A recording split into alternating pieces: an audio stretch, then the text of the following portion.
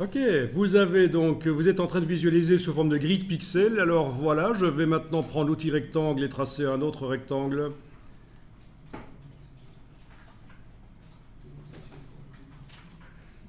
Et je zoome, et je n'ai pas le bord flou parce que nous avons un document dans lequel il est dit les nouveaux objets sont alignés sur la grille de pixels. Mais ce qu'ils disent pas, c'est à condition que vous ayez affiché en aperçu en pixels. Vous voyez quand vous zoomez que le rectangle il tombe pile poil sur le bord des pixels, on va dire. Et donc il n'y a pas de bord flou. C'est du design spécialement pour du pixel, pour une sortie pixel, quand vous faites des rectangles comme ça maintenant. Bon alors nos rectangles déjà faits, on va tenter de les modifier pour que le flou disparaisse. Donc pour les modifier, vous les sélectionnez, enfin vous en sélectionnez un. Et alors, avec l'outil de transformation manuelle, vous allez transformer. Donc vous activez l'outil de transformation manuelle et on va bouger un peu. Voilà. Et ça marche. D'accord?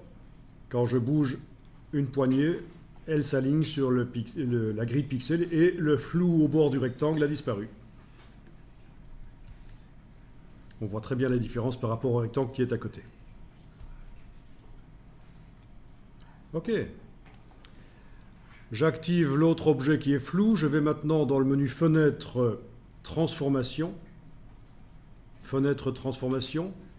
Et je coche l'option Aligner sur la grille en pixels.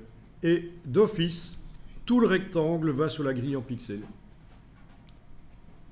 Donc je sélectionne le rectangle qui est flou, je le fais avec mon troisième ici.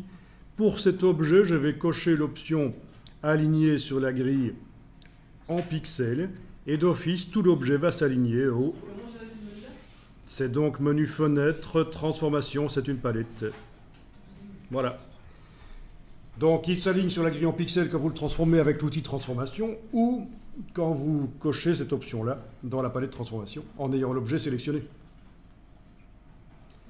Donc il aurait mieux valu, dès le départ, afficher le document sous forme de pixels, comme ça mes rectangles n'auraient pas été flous.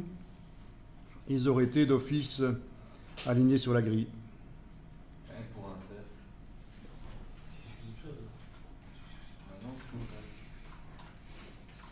Bon, bien sûr, ils n'ont pas la même hauteur. Là, il faut que je les transforme pour qu'ils aient la même hauteur.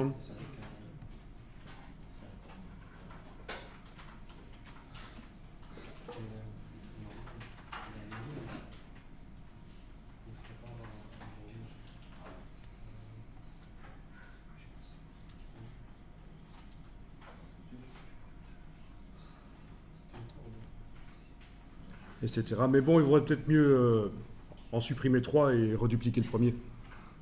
C'est aussi une solution. Ah, nickel, ça fonctionne.